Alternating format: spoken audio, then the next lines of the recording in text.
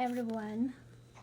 So, sa panahon natin ngayon, bihira lang yung makikita natin na authentic leader.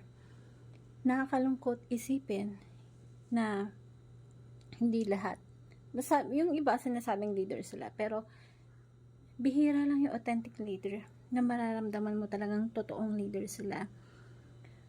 Kahit mismo sa government natin ngayon, yung mga namumuno sa kataas-taasan, makikita mo na ilan lang sa kanila yung authentic leader at karamihan hindi. Bihira lang sa leader ang yung mag-accept or own it as pag nagkamali siya na magsisay sorry. Bihira kang makakarinig sa leader na take responsibility na ako yung mali. Usually, they justify things. They justify the fault just to escape in the situations na hindi maturo sa kanila or hindi sila ma-strike na sila talagang totoong may mali. They justify things to protect themselves. It's very hard for them to own up fault or say sorry.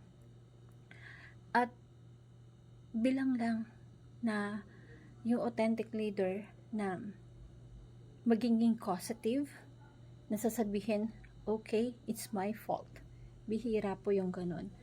Nakakalungkot isipin, maraming leader, pero bilang lang sa kamay, ang tunay na leader na may totoong puso, na kung saan, ang totoong leader kasi willing siyang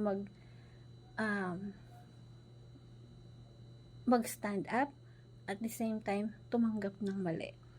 Because of the pride of life, na kung saan ang hirap baliin sa mundong ginagalawan natin, minsan nakukuha pa natin gumawa ng kasalanan to protect ourselves, to protect the pride that we have, lalo na yung mga nakaupo sa positions, lalo na yung mga leader ng bansa natin, even the small organizations, may mga leader na ganun. Na kapag hindi nagagawa yung task or yung responsibility na within organization, it's very hard to say sorry or to mean it na nagkamali ako. Minsan talagang ididiin ka pa ng mga kasama mo sa paligid